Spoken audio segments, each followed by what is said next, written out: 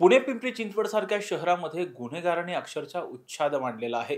खरं तर या गुन्हेगारांना पोलिसांकडून अटक केली जाते आणि त्यानंतर त्यांची त्याच भागातून धिंड काढली जाते. खरं तर या गुन्हेगारांची धिंड काढल्यानंतर खरंच गुन्हेगारी संपुष्टात येते का? आणि खरंच गुन्हेगारांची धिंड काढणं कायदेशीर आहे का? हे आपण कायदेतज्ञ ॲडव्होकेट मिलिंद पवार यांच्याकडनं जाणून घेणार आहोत. सर, ज्यावेळी आपण बघतोय की गुन्हेगारांना ज्यावेळेस अटक केली जाते किंवा एक्स्ट्रीम लेव्हलचे जे गुन्हेगार असतात, त्यांची धिंड काढली जाते. धिंड काढल्यामुळे कुठेतरी गुन्हेगारी संपुष्टात येते का? आता त्यामध्ये असं आहे की आपल्या न्यायव्यवस्थेचा मूळचा सिद्धांत आहे, मूलतत्व आहे की जोपर्यंत कुठलाही गुन्हेगार दोषी होत नाही तोपर्यंत तो निर्दोष असतो. CRPC असेल, IPC असेल, BNSS नवीन कायदे असतील, कायद्यामध्ये घटनेमध्ये अशी कुठलीही तरतूद नाही की पोलिसांनी एखाद्या आरोपीला पकडल्यानंतर त्याची धिंड काढावी, त्याला सार्वजनिक ठिकाणी मारहाण करावी, त्याला सार्वजनिक ठिकाणी अपमानित करावे, त्याला गुडघ्यावर चालवलं लावावे. हे जे काही सध्या प्रकार दिसतात हे सगळे प्रकार असंविधानिक आहेत. कायद्याला त्याला कुठला आधार नाही. शेवटी पोलिसांचं काम काय, कुठलाही गुन्हा झाल्यानंतर संबंधित आरोपीला कस्टडीत घेणे, ताब्यात घेणे, ताब्यात घेतल्यानंतर त्याची मेडिकल फिजिकल कंडिशन कशी आहे त्या पद्धतीने मेडिकल करून घेणे आणि न्यायालयासमोर त्याला हजर करणे. आणि तपास जर पोलीस कस्टडी विना करू शकत नसतील तर संबंधित कारणासाठी न्यायालयाकडून पोलीस कस्टडी मागून घेणं हे पोलिसांचं काम आहे. आणि एकदा का पोलीस कस्टडी मिळाली तर त्या पोलीस कस्टडीमध्ये पोलिसांनी कसा तपास करायचा हा पोलिसांचा अधिकार आहे. पण एखाद्या आरोपीला अपमानित करणे, त्याला सार्वजनिक ठिकाणी त्याची धिंड काढणे, त्याला गुडघ्यावर चालायला लावणं, हे सध्या जे काही प्रकार बघायला मिळतात हे प्रकार म्हणजे न्यायालयाने दोषी ठरवण्या अगोदरच त्याला कुठेतरी आपण शिक्षा देतो की काय असं ते होतं. असं जर व्हायला लागलं तर न्यायालयाचा आदर कमी होईल. शेवटी पोलिसांनी एखाद्याला आरोपी केला, आरोपी झाला, पकडला, अटक केली, त्याच्या विरोधात दोषारोप पत्र पाठवलं, सबळ पुरावे जर मिळून आले तर त्याला काय शिक्षा द्यायची याचा अधिकार न्यायालयाला आहे. मग न्यायालयाच्या आपण शिक्षा पाहिल्या तर कोर्ट उठेपर्यंत, किरकोळ असतील तर कोर्ट उठेपर्यंत त्याला शिक्षा. सकाळी 11 वाजता आला हा, तू संध्याकाळी 5:30 पर्यंत बसून राहा, ही तुला शिक्षा. मग शिक्षेचे अनेक प्रकार आहेत. आपण मध्ये पाहिलं असेल ते पोर्शे प्रकरणामध्ये संबंधित आरोपीने त्या गाडीने कोणाला तरी उडवलं, अल्पवयीन होता म्हणून त्याला निबंध लिहायची शिक्षा दिली. त्यावर अशा अनेक चर्चा घडल्या. तर शिक्षा काय द्यायची, कुठल्या तरतुदीनुसार द्यायची, कायद्याच्या चौकटीत राहून, हा संपूर्ण अधिकार न्यायालयाचा आहे. आणि जर पोलिसांनी आरोपीला पकडला आणि तात्काळ त्याची धिंड काढली, त्याला गुडघ्यावर चालायला लावलं, कपडे काढून त्याला रस्त्यावर फिरवला, की 4 चौघात त्याचा अपमान केला, हे जे कृत्य आहे ह्याला कुठला कायद्याचा अधिकार नाही. आणि असे जर प्रकार व्हायला लागले तर त्यामध्ये सामाजिक हिंसा देखील वाढू शकते. कारण लोकांना काय वाटतं, ह्याला धिंड काढली म्हणजे हा दोषी आहे, म्हणजे हा गुन्हेगारच आहे. त्यातनं काही घटना घडू शकतात. आणि म्हणून हे कुठेतरी प्रकार चुकीचे आहेत, कायद्याला धरून नाहीत, असं वकील म्हणून मला वाटतं. सर, जर पाहिलं तर अशा पद्धतीनं धिंड काढल्याच्या नंतर खरंच गुन्हेगारी संपुष्टात येते का, असं काय वाटतं? नाही नाही, आता शेवटी कसं आहे की पोलिसांचं काम हे पोलिसांनी केलं पाहिजे. पोलीस हे आपले संरक्षक आहेत, बरोबर आहे. सामान्य जनतेला संरक्षण देणं हे पोलिसांचं काम आहे. कायद्याचाही धाक राहायला पाहिजे, कायद्याचा वचक पण राहायला पाहिजे. पण हे सगळं करत असताना पोलिसांनी कायद्याच्या चौकटीत राहून हे सगळं केलं पाहिजे. पोलिसांविषयी सामान्य माणसाचा विश्वास वाढला पाहिजे की पोलीस हे आपले आहेत. पण पोलीस जर असे चुकीचं काम करायला लागले तर ह्याच्यामधनं गुन्हेगारी कमी होण्याऐवजी वाढण्याची पण शक्यता असू शकते. कारण हे सगळे प्रकार यापूर्वी तर आम्ही कधी पाहिलेले नाहीत. हे सगळे प्रकार हल्ली हल्ली दिसायला लागले. कुठल्या आरोपीला पकडला की त्याची धिंड काढली, त्याची परेड केली, त्याची भर चौकात त्याची वरात काढली, असे काही ते सगळे प्रकार येतात. आणि हे सगळे असंविधानिक आहेत. असा प्रकार घडल्यानंतर ज्या वेळेला आरोपीला न्यायालयासमोर हजर केलं जातं पोलीस कस्टडीसाठी, त्यावेळेला कोर्ट त्याला विचारतं की पोलिसांविरोधात तुझी काही तक्रार आहे का. ज्या वेळेला त्याला अटक केली, कोर्टापुढे हजर करतात, त्यावेळेला पोलीसच आरोपीला सांगतात असं विचारलं काही तक्रार नाही. पण त्याला प्रचंड मारहाण झाली असेल, आपण कस्टोडियल डेथ देखील बघतो, कारण सगळे पोलीस सारखे नसतात, अनेक गोष्टी असतात. मारहाण होती आणि एखाद्या आरोपीने जर तक्रार केली की बाबा मला पोलिसांनी फार छळ केला, टाचण्या टोचल्या, थर्ड डिग्री वापरली, असं काय केलं तर तात्काळ न्यायालयाला त्याची दखल घेऊन त्याची मेडिकल करायला लागते. हायकोर्टपर्यंत हेबेस कॉर्पस खाली पिटिशन दाखल होतात. अशा कारवाई होतात. आणि हे जे काही प्रकार आहेत हे सगळे मानवी हक्कांचं उल्लंघन आहे. धिंड काढणं, सार्वजनिक ठिकाणी अपमानित करणं आणि ह्युमन राईटला जर तक्रारी झाल्या तर संबंधित पोलिसांवर कारवाई देखील होऊ शकते.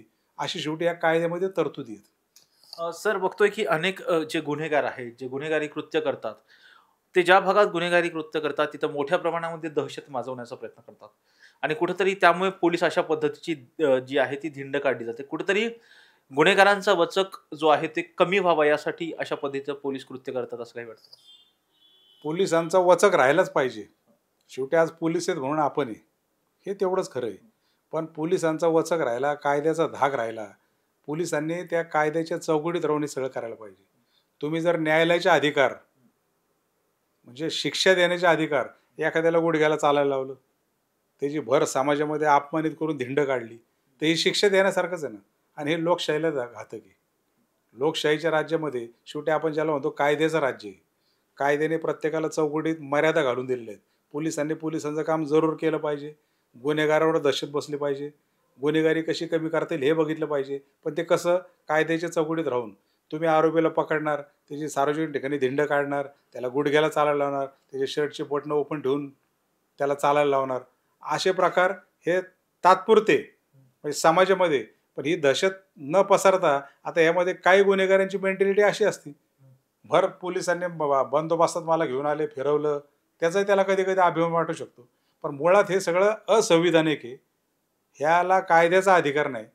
अशा गोष्टी करायला संविधान, कायदा किंवा न्यायालय परवानगी देत नाही. हे परस्पर पोलीस करतात. यांच्या विरोधात जर तक्रारी झाल्या ह्युमन राईटला वगैरे, आता काय होतं की समजा न्यायालयासमोर त्याला हजर केला की पोलिसांनी मला धिंड काढली, गुडघ्याला चालायला लावला, मला फार अमानवीय वागणूक दिली, अशा प्रकारची तक्रार दिली, तर कोर्टाचा बघण्याचा दृष्टिकोन पोलिसांच्या विरोधात जाऊ शकतो आणि त्याचा फायदा आरोपीला मिळू शकतो. म्हणजे चांगली केस असेल तरी सुटू शकतो. हे देखील त्याचे दुष्परिणाम आहेत. पण पोलीस काय करतात, कुठेतरी दहशत, आता शेवटी दहशत कोणावर बसवतात?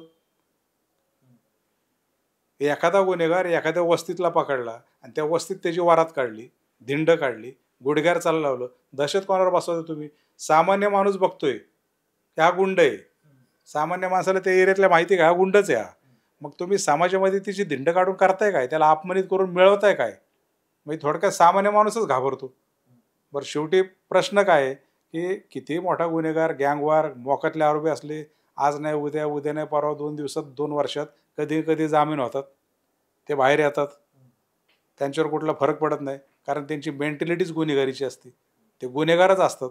मग हे समाजामध्ये धिंड काढणं आणि फिरवणं आणि गुडघ्यावर फिरवणं यातनं निष्पन्न काय होते?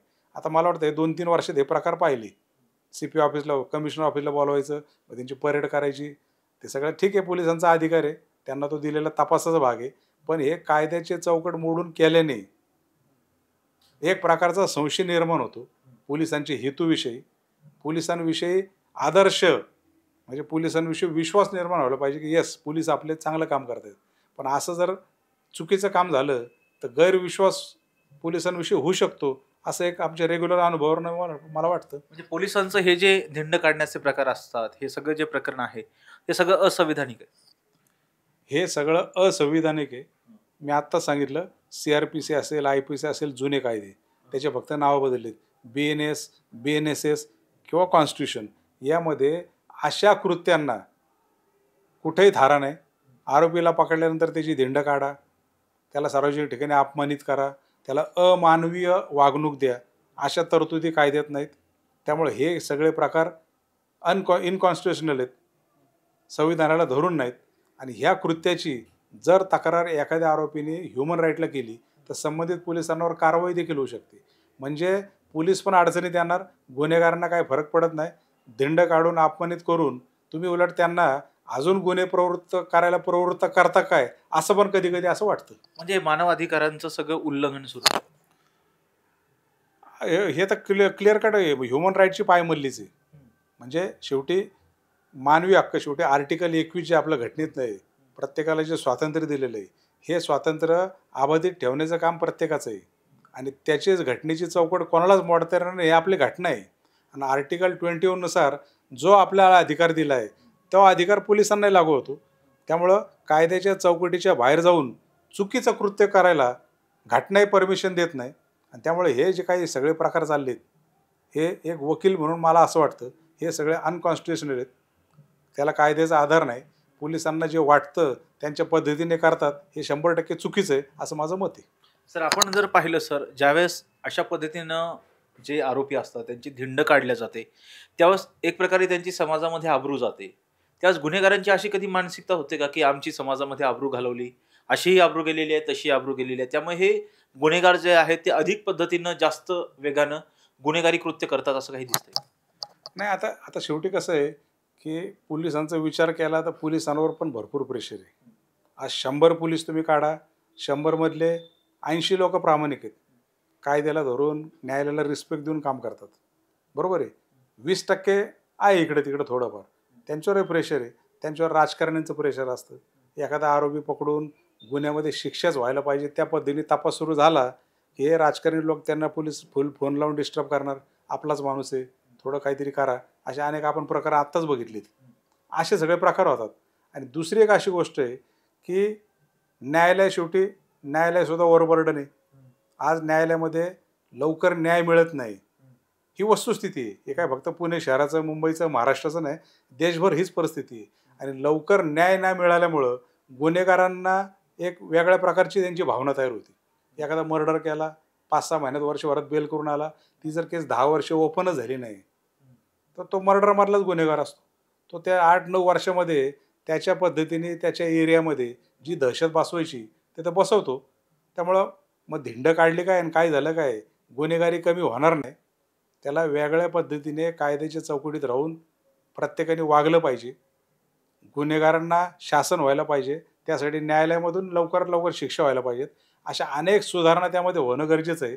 फक्त धिंड काढणं, गुडघ्यावर चालायला लावणं, सार्वजनिक ठिकाणी त्यांना अपमानित करणं, यामुळं गुन्हेगारी कमी होईल असं पोलिसांना वाटत असेल तर रोजच्या अनुभवावरून सांगतं हे शक्य नाही. आणि जे काही चाललंय हे सगळं बेकायदेशीर, अनकॉन्स्टिट्युशनल आहे असं मी अगोदरच तुम्हाला सांगितलंय. खरं तर हे होते कायदेतज्ञ ॲडव्होकेट मिलिंद पवार सर. पाहतोय की पुणे असेल किंवा पिंपरी चिंचवड असेल किंवा महाराष्ट्रातली जी मोठी शहरं आहेत त्या मोठ्या शहरांमध्ये मोठ्या पद्धतीनं गुन्हेगार जे आहेत ते गुन्हेगारी कृत्य करताना दिसतात, परंतु पोलिसांकडून त्यांना अटक करून त्यांची त्याच भागातून धिंड काढली जाते. परंतु ही जी गोष्ट आहे, धिंड काढणं हे कुठेतरी असंविधानिक आहे आणि त्याचबरोबर न्यायालयातून ह्या आरोपींना शिक्षा झाली तरच कुठेतरी गुन्हेगारी कमी होऊ शकते असं ॲडव्होकेट मिलिंद पवार सर यांनी सांगितलेलं आहे. व्हिडिओ जर्नलिस्ट पियुष शेरोडेकर सह राजरत्न जोंधळे, टॉप न्यूज मराठी, पुणे. आता जोकासू STP या अत्याधुनिक जॅपनीज तंत्रज्ञानाने सुसज्ज, quick installation, energy efficient, noiseless blowers, low maintenance या आणि अशा वैशिष्ट्यांनी परिपूर्ण जोकासू STP तंत्रज्ञान प्रकल्प उभारणीपासून ते विक्री पश्चात समाधानकारक सेवा देणारी, भारताबरोबरच परदेशात देखील प्रकल्पांची यशस्वी उभारणी करणारी company Deccan water treatment private limited.